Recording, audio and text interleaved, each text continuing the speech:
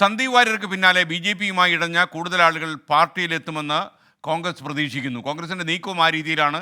പാലക്കാട് ഉപതെരഞ്ഞെടുപ്പിൻ്റെ പരസ്യപ്രചാരണം നാളെ അവസാനിക്കും. ആ ആ അവസരത്തിലാണ് കോൺഗ്രസിൻ്റെ ഈ പുതിയ നീക്കം.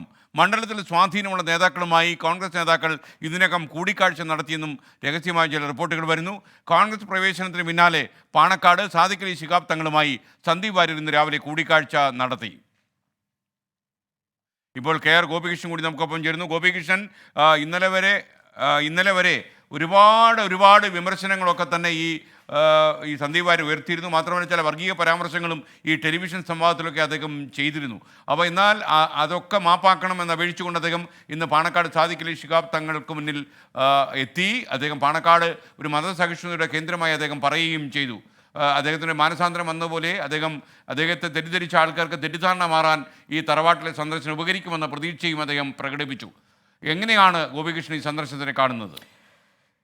സന്ദീപ് വാര്യറിനെ കോൺഗ്രസിലേക്ക് ആനയിച്ചു കൊണ്ടുവരുമ്പോൾ കോൺഗ്രസ് നേതൃത്വം നേരിടുന്ന പ്രധാനപ്പെട്ട പ്രശ്നവും വെല്ലുവിളിയും എങ്ങനെയാണ് UDFിലെ പ്രബല ഘടകകക്ഷിയായ മുസ്ലിം ലീഗിനെ സമ്പൂർണ്ണമായും ന്യൂനപക്ഷ വിരുദ്ധ നിലപാടുകൾ സ്വീകരിക്കുകയും സംഘപരിവാറിൻ്റെ ആശയധാരയെ ഏറ്റവും ശക്തമായ ഭാഷയിൽ ഏറ്റവും ശക്തമായ വാക്കുകളിൽ എല്ലാ കാലത്തും അതിനെ പുറത്തേക്ക് കൊണ്ടുവരികയും ചെയ്തിട്ടുള്ള സന്ദീപ് വാര്യരെ പോലെ ഒരാളെ സ്വീകരിക്കുമ്പോൾ അതിന് എന്ത് ന്യായീകരണം നൽകും? എങ്ങനെ മുസ്ലിം ലീഗിനെ പോലെ ഒരു ന്യൂനപക്ഷ പാർട്ടി, അതല്ലെങ്കിൽ മതേതര സ്വഭാവമുള്ള ന്യൂനപക്ഷ വിഭാഗങ്ങൾക്ക് വേണ്ടി നിലകൊള്ളുന്ന ഒരു പാർട്ടിയെ എങ്ങനെയാണത് ബോധ്യപ്പെടുത്തുക എന്നത് കോൺഗ്രസിന് മുന്നിലെ വലിയൊരു തലവേദനയായിരുന്നു. അതുകൊണ്ടാണ് വളരെ രഹസ്യമായ നീക്കങ്ങൾ സന്ദീപ് വാര്യരെ കോൺഗ്രസ് ക്യാമ്പിലേക്ക് എത്തിക്കാൻ വേണ്ടി കോയമ്പത്തൂർ കേന്ദ്രീകരിച്ച് നടക്കുമ്പോഴും ആദ്യം കോൺഗ്രസ് നേതാക്കൾ ബന്ധപ്പെട്ടത് നമ്മൾ മനസ്സിലാക്കുന്നത് മുസ്ലിം ലീഗ് നേതൃത്വവുമായിട്ടാണ്. ഈ സന്ദീപ് വാര്യരെ കോൺഗ്രസിലേക്ക് ക്ഷണിക്കുമ്പോൾ ലീഗിൻ്റെ സമ്മതം, അല്ലെങ്കിൽ ലീഗിൻ്റെ പരിപൂർണമായ സമ്മതം കോൺഗ്രസിന് ആവശ്യമാണ്. അതല്ലെങ്കിൽ അത് പിന്നീട് വലിയ സങ്കീർണതകളിലേക്ക് കടക്കുമെന്ന് കോൺഗ്രസ് നേതൃത്വത്തിന് അറിയാം. അതുകൊണ്ട് മുസ്ലിം ലീഗിൻ്റെ ആശീർവാദത്തോടു കൂടിയും അനുഗ്രഹാശിസ്സുകളോടും കൂടിയാണ് സന്ദീപ് വാര്യർ എന്നയാളെ കോൺഗ്രസിലേക്ക് ആനയിക്കാൻ സംസ്ഥാന നേതൃത്വം തീരുമാനിച്ചത്. മുസ്ലിം ലീഗ് ആ ഘട്ടത്തിൽ സ്വീകരിച്ചതായി നമ്മൾ മനസ്സിലാക്കുന്നത് BJPയിൽ നിന്ന് വരുന്ന ഒരാളെ BJPക്കെതിരെ കിട്ടുന്ന ഏത് സന്ദർഭത്തെയും മുതലാക്കണം രാഷ്ട്രീയമായി എന്നൊരു നിലപാട് മുസ്ലിം ലീഗ് സ്വീകരിച്ചുവെന്നും അതുകൊണ്ട് തന്നെ സന്ദീപ് വാര്യർക്ക് കോൺഗ്രസിലേക്ക് വരുന്നതിന് മറ്റൊന്നും തന്നെ ആലോചിക്കാനില്ല എന്നൊരു നിലപാട് മുസ്ലിം ലീഗ് സ്വീകരിച്ചു എന്നുമാണ് നമ്മൾ മനസ്സിലാക്കുന്നത്. അതിൻ്റെ തുടർച്ചയായി ആണ് ഇന്നത്തെ സന്ദീപ് വാര്യറിൻ്റെ പാണക്കാട്ടേക്കുള്ള സന്ദർശനത്തെ കാണേണ്ടത്. സാദിഖ് അലി ശിഹാബ് തങ്ങളുമായിട്ടുള്ള സന്ദീപ് വാര്യരുടെ കൂടിക്കാഴ്ച, അതിനുശേഷം സന്ദീപ് വാര്യർ മാധ്യമങ്ങളെ കണ്ട് വിശദീകരിച്ച കാര്യങ്ങൾ, അദ്ദേഹം പറഞ്ഞത് മലപ്പുറവുമായി ഒരു പൊക്കിൾക്കൊടി ബന്ധമാണ് തനിക്കുള്ളത്.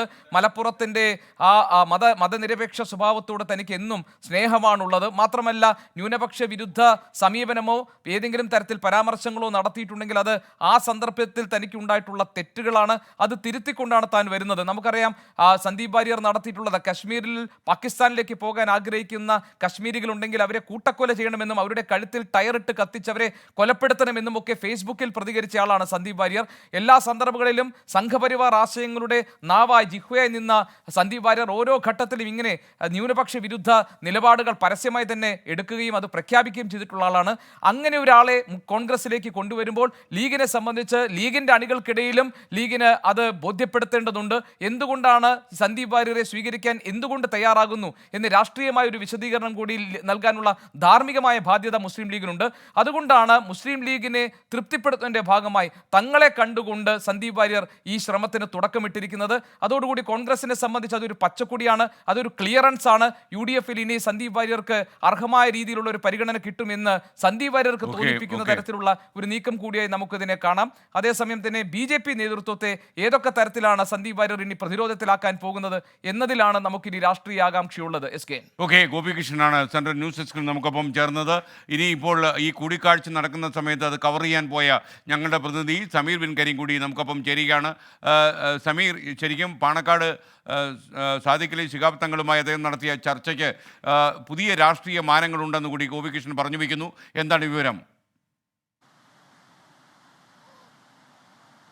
SK രാവിലെ 8:35 കൂടിയാണ് സന്ദീപ് വാര്യർ പാണക്കാട്ടേക്ക് എത്തുന്നത്. പാണക്കാട്ട് PK കുഞ്ഞാലിക്കുട്ടിയും ബഷീർ അലി തങ്ങളും പാണക്കാട് സാദിഖ് അലി തങ്ങളും ഉൾപ്പെടെയുള്ള നേതാക്കൾ ചേർന്നുകൊണ്ട് സന്ദീപ് വാര്യരെ പാണക്കാട്ടേക്ക് സ്വീകരിച്ചു. അദ്ദേഹത്തെ സ്വീകരണ മുറിയിലേക്ക് എത്തി മധുരവും എല്ലാം തന്നെ വിതരണം ചെയ്ത് ഏറെ നേരം സംസാരിച്ച ശേഷമാണ് സന്ദീപ് വാര്യർ വാര്യരും ഒപ്പം തന്നെ ലീഗ് നേതാക്കളും മാധ്യമങ്ങളെ കണ്ടത്.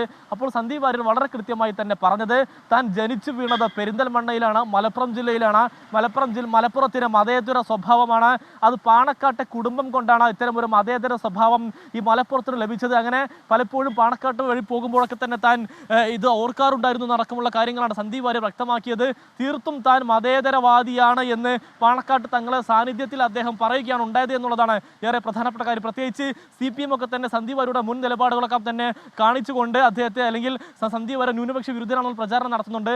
അതിനെല്ലാം തന്നെ അക്ഷരാർത്ഥത്തിൽ അത് ശരിയല്ല എന്നുള്ളത് അല്ലെങ്കിൽ വരുത്തി തീർക്കാൻ വേണ്ടി കൂടിയാണ് ഈ സന്ദർശനവും ഒപ്പം തന്നെ സന്ദീപ് വാര്യരുടെ പ്രതികരണവും. SK